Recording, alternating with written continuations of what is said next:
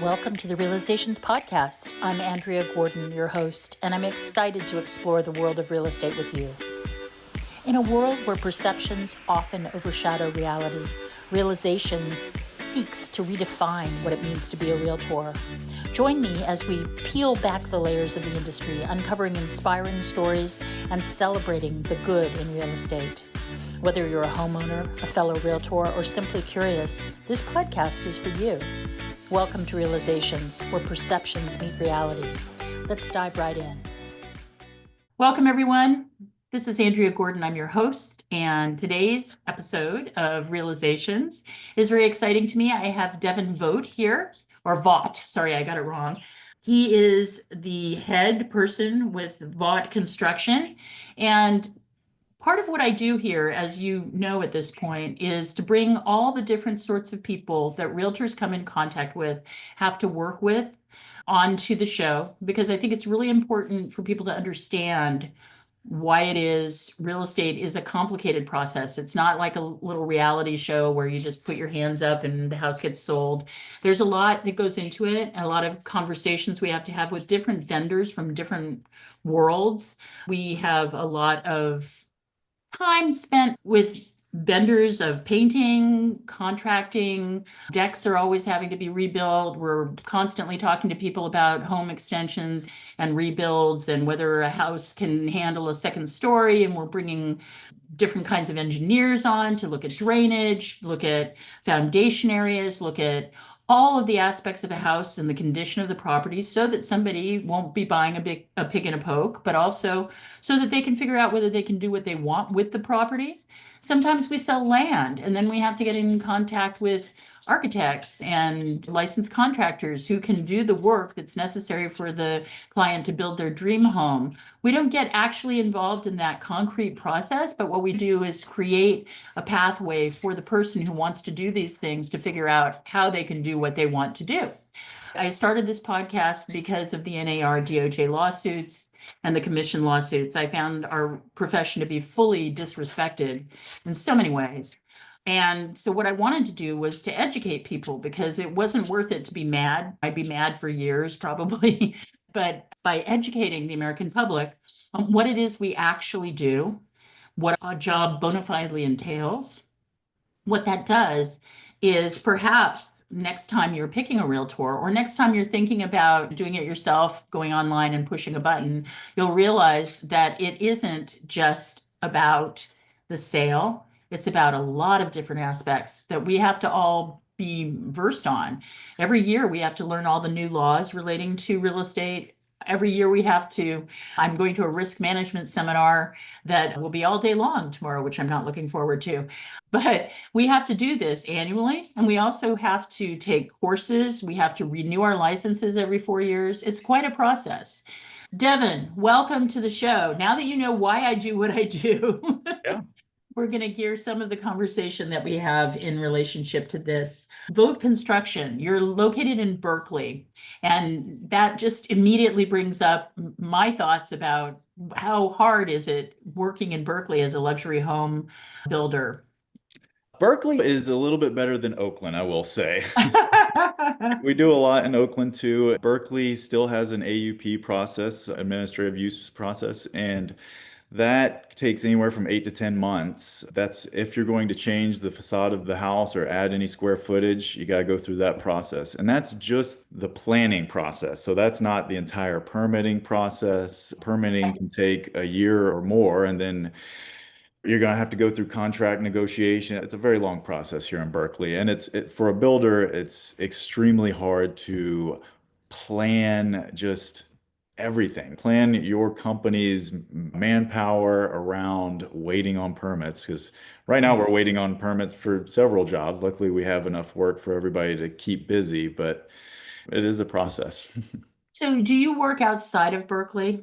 Yeah, we have a project going on in Mill Valley right now. I'm going to build a house down in Hillsborough in the peninsula. So we're spread out. I've been a little spoiled over the last 5 years or so that I'm working from home this morning before I go into the office, but everything's pretty close to my house, within 15 minutes. But last year, things slowed down for builders, and we started taking projects further out. And actually, I'm glad that I did because Mill Valley, I had it in my mind it was going to be really far, but it's really easy. Our office is close to the highway. We can hop on and get right there, so it's nice. Yeah, it's funny. I've had to over the years. Nowadays, they don't let realtors go to the building and planning department, just so you guys know. We do not look up anything for our clients. We Why is that? we will because of the potential liability. Really? Let's say you go to a building and planning department and you get plans, and let's say there's square footage on the plans, and let's say that the plans change and the square footage changes, but you have posted someplace that square footage is X, Y, or Z. It creates liability, so we just don't do it. We don't talk to people about square footage. We don't help them out. But in the old days, we used to go to the building and planning department all the time, and I spent so Sure. much time in the Oakland Frankogawa Plaza. Mhm. I used to go there all the time for people, and it was really rough to get anything done. My own impression is that in Berkeley, even though everything takes forever, they're very by the book and they do everything properly. In Oakland, it's a lot more loosey-goosey. You go to the Yeah. counter, a different person will say something different to you every single time you go to the Yes. counter.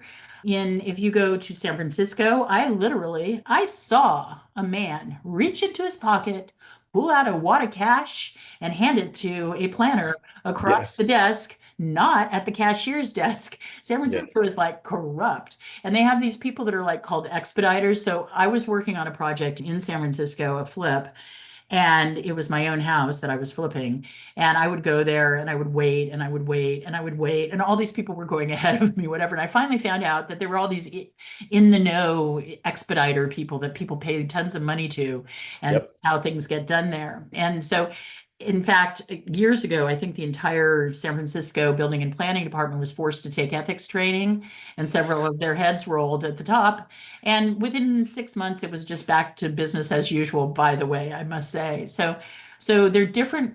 You meet a different personality, whatever place you go to. If you're in El Cerrito, they're really nice there. Those are nice people. They will bend Mhm. over backwards to try and make something work. I had a client who had an ADU in her backyard that was definitely not permitted and was definitely on the property line and was right at the fence line and Wow. was 890 square feet and a wide variety of things that were wrong with it. And they really worked with her to get it to the point where she could actually get the place permitted, and it worked.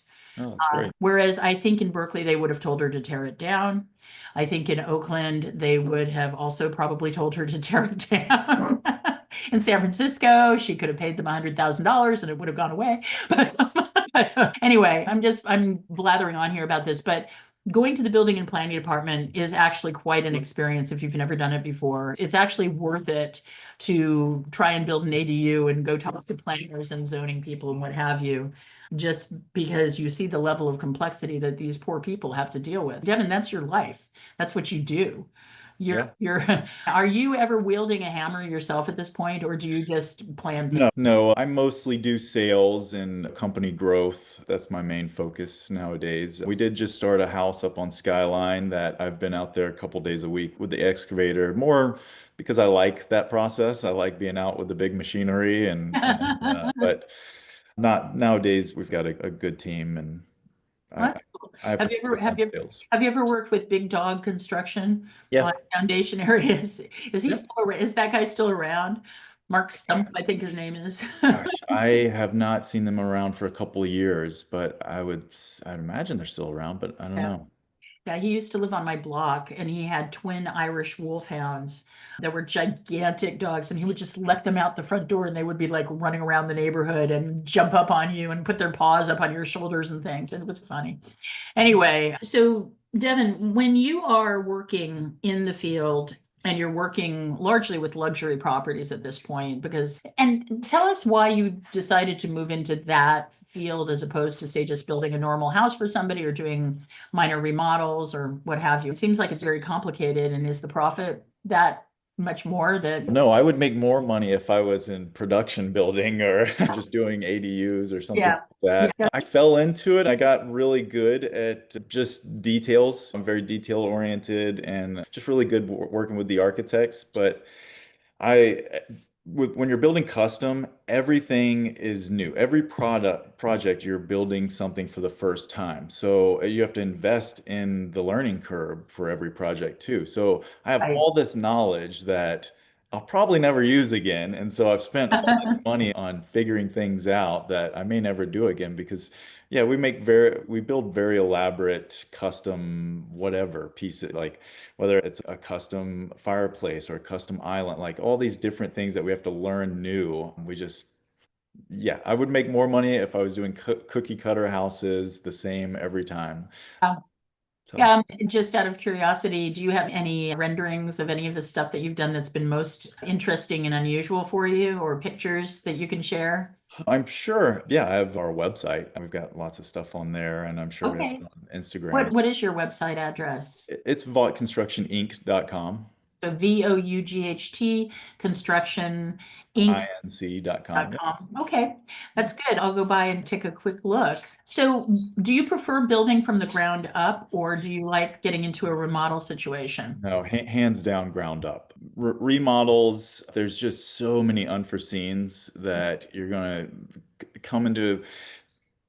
You I'm trying to think. Almost every project that we do with a remodel, there's upsets for the clients that we try to mitigate as much as possible in the upfront Mm, diligence process. But right. there's going to be things that they find that, or that we find that are going to have to be redone. We did a house behind the Claremont, and they spent a couple $1 million for the initial contract, but then when we got into it, the engineer was just said, "You're putting all this money in, you need a new foundation." Okay, there's Oh, another $200,000 there that they weren't expecting. And so right, that's not good for either of us. Like, I don't right, want to be the bearer of bad news for that. I want this process to be fun and enjoyable for them. With new right, construction, the one up on Skyline, we just started excavating. The clients are in London right now. We share progress pictures every day with just a shared Google album.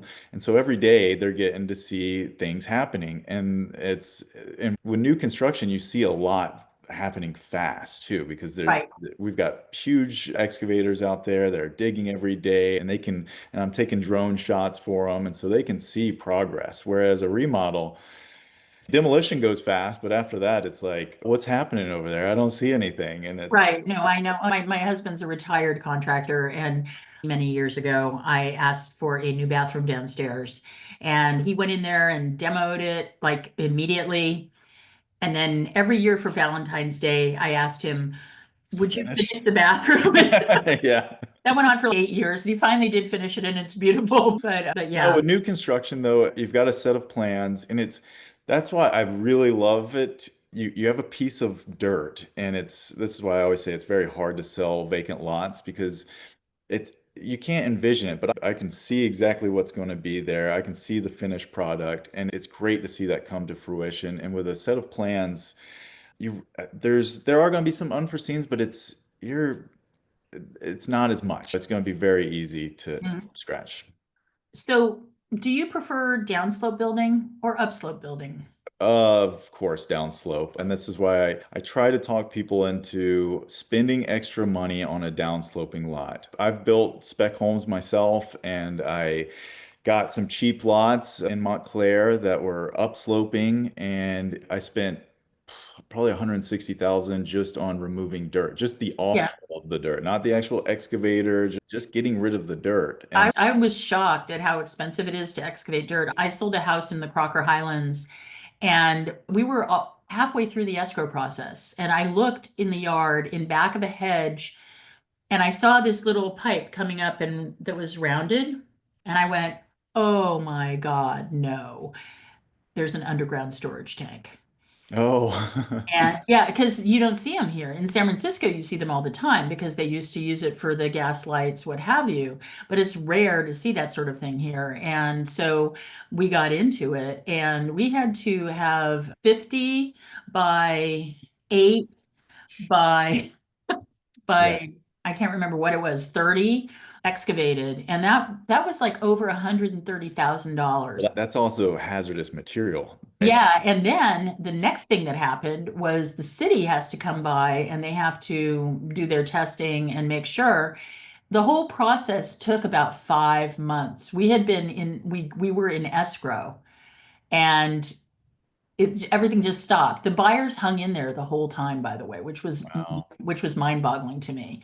And eventually everything got replaced and there was a beautiful lawn put in and it was all great, but it was a nightmare. It was an Yeah. absolute nightmare. And And people buying vacant lots, they really have to have perseverance because yeah, it's easy to sell an already built home, especially if it's just been remodeled or something. You can walk them through and tell them about the hardwood, but with a new lot, we can build something beautiful and there may be some yeah. hiccups along the way, Well, but yeah, and I think also the pandemic created other sorts of issues around building and with all of the supply chain issues, which of course leads me to the next question, which is, are you doing anything to anticipate what is going to happen with these tariffs? How, oh, the tariffs. We are and we're not. So we sign a pre-construction contract with all of our clients, and we recommend them to get us involved very early. Don't do all the plans and get it permitted and then call us. Get us out there early. And so what we do is we just reach out to the vendors and we try to get everybody locked in. That's what we've been doing for a couple projects that haven't even started right now. We're trying to lock in prices, but it's like the steel. I'm probably going to buy 500,000 pounds of steel this year. Okay, mm, I can't store all of that. But some of the structural steel for the houses we have been buying and having the vendors hold because mm, they're if it's $150,000 worth of steel framing, there's probably $50,000 in there of materials. And so we'll go ahead and get deposits from clients and we'll lock those in. Same for appliances, because there's a few things that I've been telling the clients, like, hey, plumbing fixtures, electrical fixtures, appliances, let's go ahead and order all that stuff right now. Let's exactly. just get it because there's a lot of vendors. We use Jack London Kitchen and Bath a lot. We use another one down in the peninsula, and they'll hold our stuff for 6 months if we want them to. It's I haven't seen anything for wood yet. I have talked to the vendors about lumber. Walking wood, yeah. Yeah, most of the vendors have been telling me they're getting everything from Oregon and Washington right now, but as building starts to go up and we start to really see some demand, we're gonna have no choice but to get it from Canada. And I'm not looking forward to that. I was framing two houses during the pandemic and we had a 280% increase in Yeah, prices. no And kidding. Yeah, a friend of mine has a friend who was importing some stuff from China, and it got to the dock, and it was not 1.5 million, it was 3 million something. And he just left his stuff at the dock. He just walked away. And that's a terrible thing. And I think we're going to be seeing a lot more of that. I'm concerned. I don't know what the end result of all of this is going to be for housing, but I do know that basically it's been very rough this year so far. I've been having a great year in real estate, so I'm not knock on wood, but I think that it's going to get a lot dicier for people Mhm. that are buying existing construction. Now, you're dealing with a lot of uber rich people for whom this is not going to be really that hard. And maybe that's a Yes. smart thing that you've gone into that segment of the market. I know from the 2008 downturn, luxury actually stopped in for realtors. There were a lot of ladies that were largely very high-end realtors who didn't have the bread and butter stuff going for themselves, and they were really hurting. I've Mhm. always ridden the wave of whatever's going on in the economy so that I have a huge pipeline of I like right now I have a lot of multi-unit buildings that are all cash flowing that I need to find investor buyers for. I will, because if the stock market keeps being this volatile, a lot of people are going to be putting their money that way. And so that was Yeah. planned on my part to make sure that I have an income stream that continues. Mhm. And so do you as a builder think of things like that, or are you just not impinged by it? I do think of things like that, and we are luckily in a different sector. Clientele, it doesn't hurt them as much, but I have two different clients right now. And so there's the clients that say, my portfolio just got hit pretty hard. We're gonna just stop for now and Right. we'll take a look at it next year. And I've had a couple of those jobs just they're like, okay, no more. We'll look at it next year. And then I've had the other clients that are like, we need to put as much scope on this project right now as we possibly can. Next year it's going to be more expensive, and let's spend as much money as we can now I mean, those assets are going to go up. And Mhm. so inflation will happen. So they're taking advantage of that. And I've had I've had many of those clients right now, and it's actually been a little bit hard on me because they're now adding to the permits, and now we're having to stop projects and re-permit to add bathrooms and add rooms, and I'm like, okay, now I have to remobilize. I got to figure out where these guys are going, and so that's been a little tough. But for the most part, I've just been looking out ahead to sell and sell. Just trying to, we've got some projects already lined up for next year, and that's really what I've been doing to help mitigate this is just sign contracts. Let's get started. Yeah, and that's the same thing with realtors. At this point, so far into the year, I think I've taken 42 listings, and Mhm. not all of them will sell, but I just need to make sure I have Fine. some kind of a pipeline going. Mhm. When somebody buys a plot of dirt, how long is it from purchase of the dirt to house they can walk into with their stuff? Yeah, that's a good question. And it depends. So like I said, I've built them for myself, and it's a little bit quicker when you're building spec. You're not dealing with a client that is trying to build their dream home, and so you can build something that like is buildable, it's fast. You even with the architects, I don't need a bunch of renderings. I don't need a lot of the detail that a homeowner might need because I can do it on the fly. I can work out these details in the field. So I've built houses from start to scratch in about 2 years, from buying the lot to selling it when somebody's moving in. That would be very fast, That's right? very fast. Yeah, Okay. yeah. So now I had heard 3 years was approximate. that is what you should wrap your mind around is 3 years. If you're trying to build your dream home, you found a great plot of land and this is where I'm going to live for 10, 15 plus years, get your head wrapped around 3 years and hope that nothing comes up because there are some horror stories. They're less, but the cities are getting rough to deal with. And in these neighborhoods, the neighbors Oh, they have too much power, honestly. The house on Skyline, the permits took 2 years because the neighbors just tied it up. And this was the third person that bought that lot of land because the neighbors ran the other two off. no, it's definitely one of those sorts of situations where what do they call that? NIMBYism, not in my Yep. backyard. Nobody wants the noise of construction. Nobody wants the little. I had one place where the neighbor up above was looking down at someone's roof and they were building into the attic and creating dormers in the roof line, which Mhm. would not have increased anything as far Right. as the neighbor's sight line. And the neighbor fought it tooth and nail because they didn't want to look inside a window. Yep. Now, mind you, this was 300 yards away from their house. They would have had to have binoculars to. I hear it all the time. And this one, it's on a dead end street, and this lot has been vacant forever, and they use it as parking. The neighbors use it, even though the neighbors have driveways that can fit multiple cars in it. When their guests come or their cleaners come or whoever, they have them Right. park on this vacant lot. And every house I build, I hear it from the neighbors. Oh, it's going to cast shadows on my house. I've been living next to this vacant lot for 25 years and Right. get it, but why don't you buy it then? Because Exactly. we need housing. We really Yeah. need housing. And we did, through this last process, we found a little loophole. So if you can call it multifamily, you can get through a lot of stuff. So we put a junior ADU, we excavated down a little bit further, captured some square footage, and we called it a junior ADU.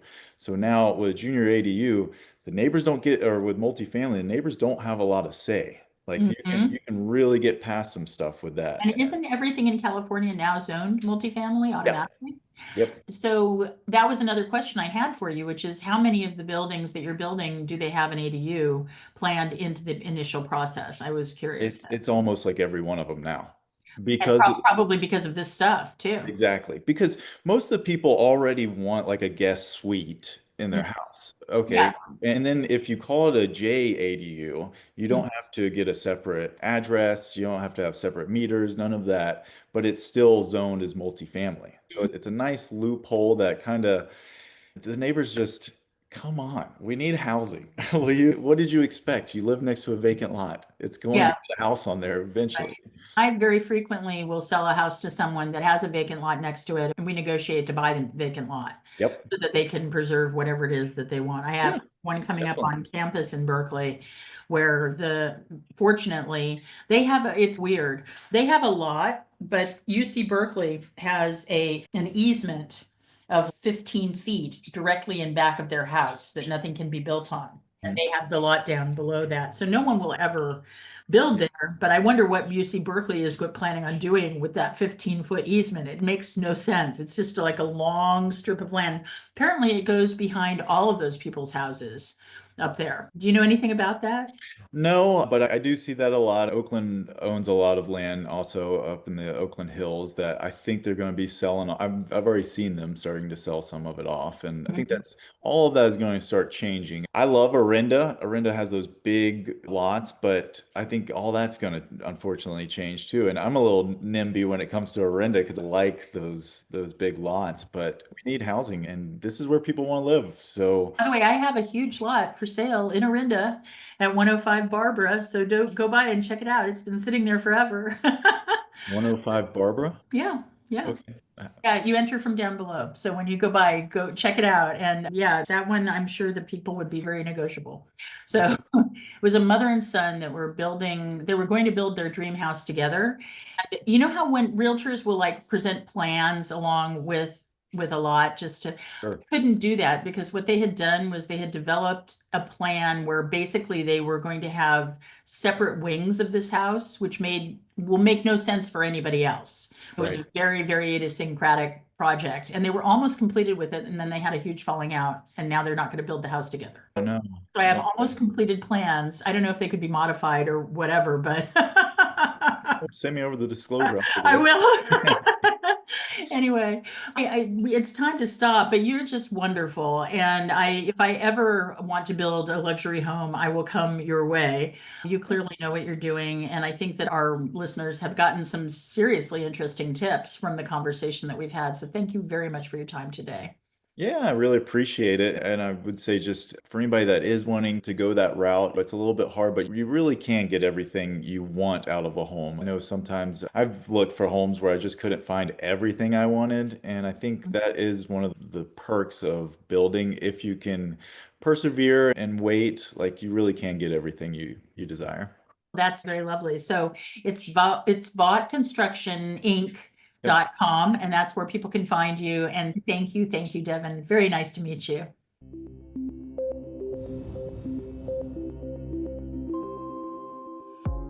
Thank you for joining me on this episode of the Realizations Podcast. I hope our conversation has shed light on the true essence of real estate and the people behind it. As we wrap up, I want to extend my gratitude to our listeners for their support and engagement. Your feedback drives the heart of this podcast, and I look forward to continuing this journey with you. If you enjoyed today's episode, please consider subscribing to the Realizations Podcast and leaving a review. Your support helps us reach more listeners and spread our message of positivity in the real estate industry. Until next time, remember to keep an open mind, embrace empathy, and always seek the good in every situation. I'm Andrea Gordon signing off from Realizations. See you next time.